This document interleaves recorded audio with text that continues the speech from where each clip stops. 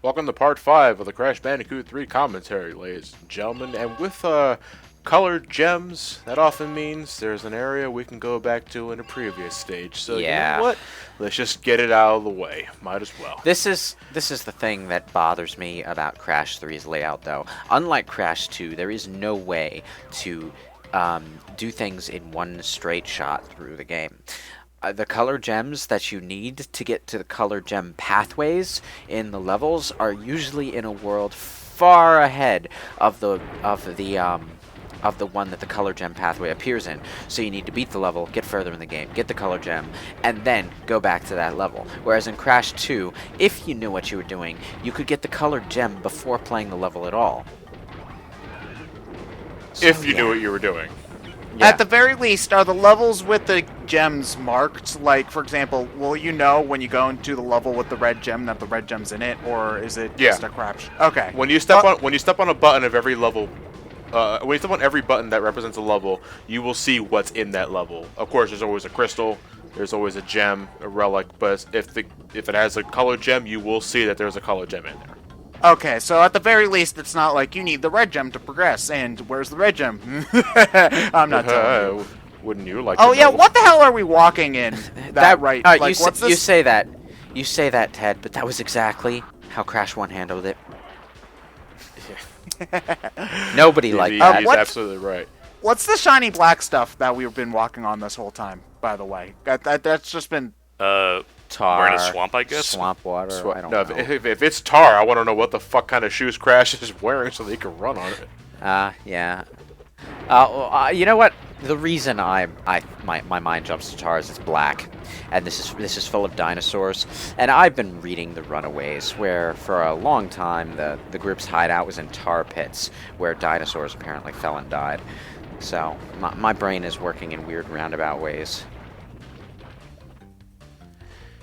Yeah, so a difference here, I think, that they did for Crash 3 is that every alternate route, whether it be like the death routes which are returning or the gem pathways, don't have boxes in them anymore. But to compensate for that, they introduced steel checkpoints, which don't count for your box total, but still give you the benefit of a checkpoint system, which is nice. I like that. I think it's good too because it basically you don't have to play the level twice in order to get the box gem, which I think is. Yeah. Although something I've noticed, the level feels kind of empty without boxes in it, though. I mean, I guess it's missing part of its soul. I mean, I guess it's a damned if you do, damned if you don't kind of situation, but like I don't know. It always kind of struck me as very strange that you needed to break every box in order to 100% Crash Bandicoot. Like, you know, like you can make fun of me for being kleptomaniac, but you never had to get every single coin in a Mario level in order to 100% it. I mean, unless if you were playing Mario 64. I counted 7 times during that where I should have died. but I didn't. I was about to say you like walked off the edge over the lava and jumped in midair, and that's a weird quirk of Crash Bandicoot's platforming design is that you have a very short grace period after walking off an edge where you can still jump, but it usually doesn't work in the lava because the lava hits you before that happens. Unfortunately. You know, if they can contact you like this, why can't they just attack you? Or at least just constantly nag you.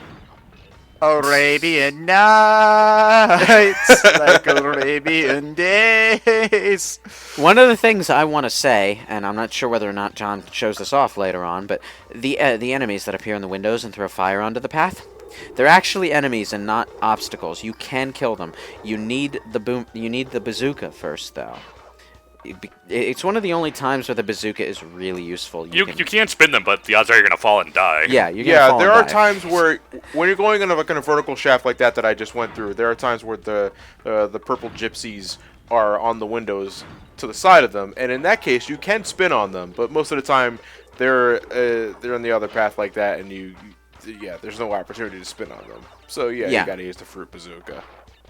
Yeah, the fruit Can bazooka. I just say, like, I'm not going to be showing it off, obviously, because I'm not going to be going through. I'm not going to be showing off all the time trials. So that's pretty much the only thing I'm not showing. I only did the one in Well, it's playing the same level again, so you can't blame you for that. Yeah, exactly. Fuck this level, the time trial of this one. When you're trying to go gold and beyond, because there are just so many things that just fucking interrupt the shit out of you.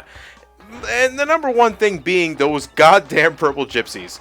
Because I think they run off a global timer. Like, the moment the level loads, they're going. And it's either that or they're random. And in that case, fuck them for that too. Because I could be having the platinum run. That's what I call a run where I'm on the right speed to get that platinum relic. I'm going through the motions, got all the right jumps, and a fucking purple gypsy throws her fire in the middle of my run through and interrupts my mojo, and I can't get my platinum relic anymore because I lost my second level Aku Aku mask, which means I can't get the invincible Aku Aku anymore, and there goes my platinum relic. Now I gotta settle for gold. Well, you don't need the platinum, do you? Another thing returning from Crash Bandicoot 2 is the death path. There aren't a whole lot of these, though. No, I think only about 3, I want to say. I think there's a 2, death I'm path sure. door at one point, though, in one of the Egyptian levels, which confuses the hell out of me. No, I don't think it's a door. It's just they're always death skulls. Yeah. But yeah, like in Crash 2, these platforms only appear if you reach them without dying. So Without dying from the beginning of the level, specifically. Like, you could die and be sent back to the beginning of the level, and that would still count if you get back to the beginning of the level. You don't have to leave the stage and restart just to get that back. Yeah, it may count like with. Well, I'm not sure. I'm not entirely sure. I do know that once you land on the death platform and die in the death route, the platform will still be there. They fixed that in the PAL version. Well, fix in quotes. But where if you died in the PAL version in a death route, the platform will then become transparent, and you have to restart the entire level just to get a chance. That sounds like an asshole move. Yeah, that sounds like a pain in the ass. Oh, well, we got the purple gem in high time, so now we're going back to... I forgot the name of this level already. I don't remember many level names in this game. Unless they're... I only remember Dynamite and Tomb Unless Waiter. they're infamous. Yeah, I know Sphinxinator, I know Tomb Waiter, I know, Orange Asphalt, and... Dynamite. Dynamite! Yeah. Unfortunately, the level names in Crash 3 never stuck with me quite as much as the Umpire Strikes Back from Gex 2. No, it was the Umpire Strikes Out. I'm sorry. The Empire Strikes Out, Thursday the 12th. I like that one in particular. But I hate that level. That level is a pain in the ass. That's the one with the teleporting doors, Yeah. I'm recording that game right now, so I just played that not long ago. Yeah, what? John! What? John, you broke the box. You got the extra life to appear out of the box. Pick up the damn extra life, okay? That icon need it. That icon deserves to live, Ted. Yeah, it deserves to live in you and allow you to live one more time if you die. Damn it, John. I think Ted just confirmed that he was a cannibal. You are severely misrepresenting. Oh! Oh man, I love when that happens. I don't. Because it Aren't hurts. you wishing that you got that extra life for now? Well, I can't now because I already did the bonus room. Yeah, one of the things about bonus levels in Crash Bandicoots 2 and 3 actually is that once you get it, the bonus level and everything in the bonus level actually counts as obtained even after you die and go back to a checkpoint before the bonus level. So that's interesting. Yeah, a little. The other thing, though, about this level in particular that I didn't comment on the last time we were through here, the monkeys. What? Where are you going? Oh, wait, boxes. Right, you need to do the box. Because this is one of those where you gotta do the alternate pathway because the alternate pathway has boxes, and then you're backtracking again. It's tier 3 where the backtracking gets pretty obnoxious. Yeah. If not because of the levels inside Tier 3, it's the rewards you get in Tier 3 that cause you to go through alternate routes in different tiers that are just as backtracky. Yeah. But what I was about to say, the barrel monkeys, the monkeys in pots that throw fruit at you. Once you've freed them, you can jump up and down on them multiple times to get Is it Wampa fruit? I think it's Wampa. Yeah, it's Wampa fruit. Yeah. Only a few. Like, I think about 5, until they stop. Yeah, it's a bit of a waste of time, really. They don't give you enough to really be worth bothering with. I thought it'd be something like the polar bear Easter egg in Crash 2, where if you keep jumping on them, you'll get extra lives, but that's not the case. Yeah. Oh, by the way, so yeah, John just demonstrated, but the spikes, their hitboxes are actually really precisely tuned to the spikes themselves. So yeah, you can walk through those things if you're precise enough while the spikes are out. The side of the spike, the stick on the spear doesn't hurt, as it should. Yeah. Yeah, but here we go. I mean, we got the alternate gem from the this pathway. Box. Yeah, that box is a pain in the ass to get while backtracking. This one too. What you're supposed to do is you're supposed to ride the stone platform back and jump off the stone platform to get to those boxes, but... Oh, fuck that. I'd rather just super jump. Yeah. You probably have already destroyed the person who was working that lever. So if you actually want to use the stone box, you have to spin at the lever yourself, activate the box, activate the block to drop down, and then jump on it without getting yourself killed. That jump is also a pain in the ass. This whole section's a pain in the ass because you're going backwards. Yeah. You got pits, you got fucking crushing doors, you got the booby. I see, there you go. And then you have that happening. Yeah. Fortunately, there was a checkpoint along the way, so. I just want to say, this now. I want to make a half-hearted apology to Elliot. I was really hard on that boy in the SGB playthrough we did so many years ago, because when we recorded that game, it was a bit of time since I last played Crash 3, and there was a lot of shit I was blaming Elliot for. But as you'll see in this playthrough, there are a lot of things that he's like, John? Seriously? There you go, exactly. And one of the things that I gave Elliot a lot of shit for mostly involved the double jump, because I forgot that the double jump doesn't work the moment Crash begins descending. Oh man, that's great. The pit you fell into, you didn't need to jump over it in the first place. All the boxes on the other side were already gone.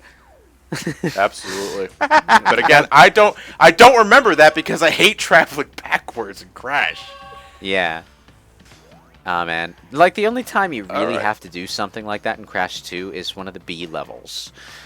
And I think I did that in our playthrough when I did the thing. But, I definitely remember you talking about one of the B levels in Backtracking, because it had like a Y path at one point that you had to loop around. Yeah, and I kept dying. And I was trying to explain why I had to do it. But, it's a thankless job. Yeah, it's exactly that kind of thing. It's just really rare in Crash 2 that you have to do that sort of thing. Crash 2, like, the main argument for Crash 2 being superior to Crash 3 is just that on an overall design level, it's very fine-tuned. Yeah. But, yeah, like, it takes what worked in Crash 1 and just made an entire game of that. Yeah, and Crash 3 it introduces a lot of stuff, has a lot of variety, but it also has some design hiccups overall that sort of hinder the experience. I would say the standard issues that you would suffer when you bring that variety to the table. Yeah, somewhat. Although the backtracking thing isn't really an issue of variety, it's just the way that the overall game's level design works. Which would have been the same even if they had fewer gimmicks. In fact, it's the gimmick levels that have the least backtracking. Which is probably a selling point from Naughty Dog. It's like, yeah, but you don't have to backtrack. You know what I think it is? It's probably ambition. I think they wanted to make the game feel bigger. And to do that, they think, okay, we're gonna add collectible power-ups. We're gonna have gems that you have to. I think it was an attempt to increase the scale of the game. But when it comes to that, though, they already had the time trials. So there's no need to really time trials, double down. I think the time trials aren't. If it's kind of different because time trials feel very video gamey in a sense, and like this, I'm not saying that this doesn't feel video gamey, but like it's an attempt to make a bigger world. I think is part of it. To make very it feel realistic, like that Crash Bandicoot. Well, no, it's creating a world isn't about realism. It's about creating a world, like because that's something that I think a lot of my favorite games do. You didn't and they're not realistic at all.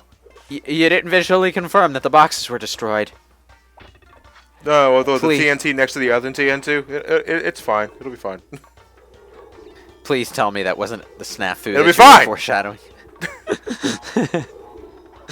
Oh man! No, Crash 3 is not Crash 1. How did I do that? John, seriously? Yeah. No, you saw what happened, right? I blew up a TNT by spinning on it, and I took no damage. Now, I backtracked. I was like, that happened. Here's what happened. The explosion occurs like a very brief moment after the TNT is actually hit. So your hitbox moved away from the TNT just in time for the explosion not to hit it.